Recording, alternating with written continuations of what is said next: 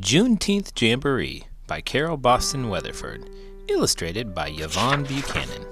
Author's note: Juneteenth, a blend of the words June and 19th, is an emancipation celebration that is said to have begun on June 19, 1865, when Union Army soldiers arrived in Texas and informed slaves that they were free.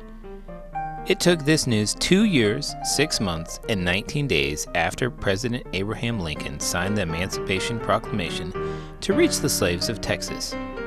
Learning of freedom, the joyful ex-slaves set out to find family members from whom they had been separated and finally follow their dreams.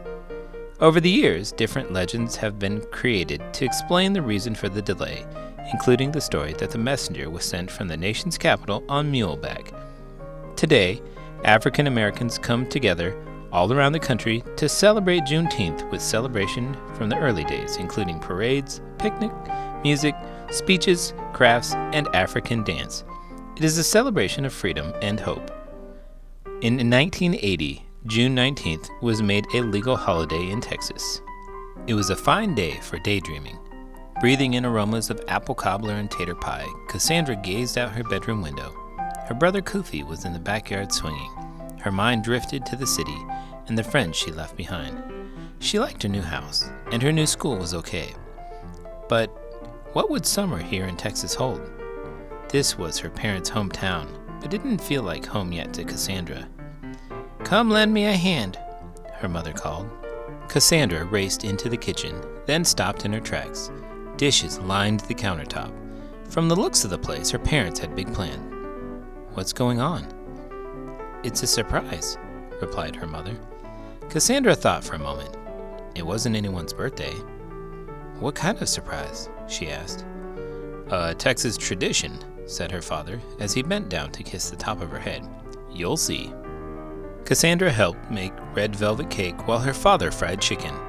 Her dad was whistling, and every once in a while, he danced over to where her mother was working and twirled her around as if they were dancing at a fancy party. Cassandra loved surprises, and she was usually pretty good at guessing them, but this one had her stumped. She was so deep in thought that she jumped when the doorbell rang. "See who it is, Cassie," her mother said. Cassandra could smell her Aunt Bet's rolls even before she opened the door. Texas didn't feel like home yet, but at least it meant that they were closer to family, especially her favorite aunt. "How's my beautiful niece?" Aunt Bet asked. "Fetch me an apron, would you, baby? Then give me some clothes from your mama. We gotta get this ham ready." Cassandra decided to see if her aunt would give her any clues about what kind of surprise was brewing. "Are we having company?" she whispered. Aunt Bet winked at Cassandra's mother and just kept on humming and glazing the ham with honey. "Come on, child. You can help us with this part." Cassandra carefully stuck cloves into the ham and placed pineapple rings on it. "My, that looks pretty," Aunt Bet sighed as she slid the ham into the oven.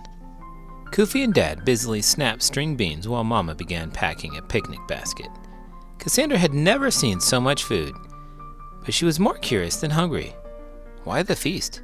Memorial Day had passed, and the 4th of July was still 2 weeks away. "Time to get dressed, Cassie," said Mama. "But I am dressed," said Cassandra. Her mother hurried upstairs. "Just you wait," she said, lifting a calico dress from a pine chest. "This is the best part of the surprise." Cassandra loved to dress up. In fact, her mother sometimes scolded her for going into her closet, and now she was letting her wear this beautiful dress. First her father dancing in the kitchen, and now this. Whatever the surprise was, it was sure making her parents act funny. She looked in the mirror. The outfit was yellow and blue, the colors of the Texas sun and sky. "My grandma made this costume for me when I was your age and surprised me with it on this same day." "Costume?" thought Cassandra. "It's not Halloween. June bugs are jumping and the leaves are all green." Dad honked the horn. Everyone piled into the car. Cassandra sat next to Kofi on the back seat, holding a cake plate and shooting her little brother's fingers away from the frosting. The car smelled just like the kitchen. All the surprise business was making her hungry. Within minutes, they arrived downtown. They parked at the church and left the food in the fellowship hall. Then they walked to the square. It seemed like the whole town was there. Some girls from Cassandra's school walked arm in arm in their long skirts and pinafores. Her parents pointed to a banner that flapped in the breeze.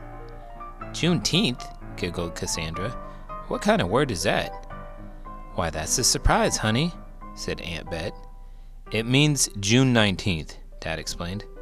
That's when Texas slaves heard they'd been freed.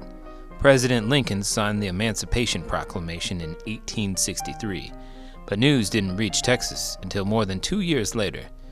Nobody really knows for sure what took so long, but you better believe folks rejoiced when they finally found out." "Imagine," sighed Mama. Cassandra tried to picture what it was like for people to hear such news. "I bet they sang and danced and had a big barbecue," she exclaimed. Fiddlers began to play. Cassandra clapped.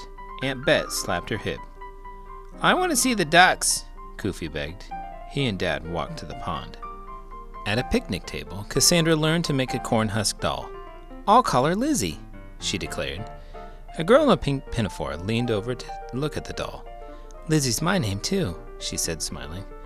As Cassandra introduced herself, Lizzie's mother called her from another picnic table. "I've got to go," Lizzie said. "But I'll see you later." Cassandra hoped so. A Texas summer might not seem so long with a new friend. "Look, balloons!" yelled Koofy, tugging Dad across the square. The family weaved through the crowd toward the balloon booth. "Can I have one?" Koofy blurted. "Not so fast," the balloon man said, giving them slips of paper. "First, sign your name." "But there's already writing on it," said Cassandra. "Forever free," she read aloud. "Use the other side," said the man. He slid Cassandra's paper into a balloon, then blew it up while she helped Koofy write his name. "Hold on to it now," he urged, winking. Under a shade tree, women showed off baskets and brightly colored patchwork quilts they'd made with their own hands. On stage, masked dancers whirled grass skirts to African drum beats. Lizzie ran over and invited Cassandra to promenade around the square with the other girls in costume after dinner. Cassandra's parents were greeted by old friends they hadn't seen in years. A bearded man carving a cane spun tales of the first Juneteenth. "Some folks say the messenger took 2 years to reach these parts because his mule was slow. Others say slave owners wanted to harvest one more cotton crop, so they kept the news from their slaves. Me? I don't know whether to blame the mule, the messenger, or the master. One thing is sure, though, freedom was a long time coming, but it was mighty sweet." Cassandra heard her father whisper, "Amen." At noon, the church bells pealed. The high school band marched down the street. A man on stilts towered over the crowd. A choir sang spirituals that slaves had once sung in the fields. Aunt Bet shook a tambourine and sang along. As the parade ended, the Grand Marshal said, "When the cymbals sound, let go of your balloons all at once." Clash, clang! Hundreds of balloons carrying messages of freedom floated toward the clouds. Cassandra's eyes followed her balloon high up into the sky until she could no longer tell it from the others. She imagined slave families celebrating their newfound freedom, jumping, shouting, laughing, and crying, their spirits taking wing like birds released from cages. The balloons soared higher and higher. In the midst of her daydreaming, Cassandra felt Aunt Bet squeeze her hand and glimpsed her wiping a tear. "Don't be sad, Aunt Bet. You'll get another balloon one day." "I'm not sad, honey, just filled up. I'm so thankful that you're home and we're all together." "Me too," said Cassandra, giving her aunt a great big hug. "Me too."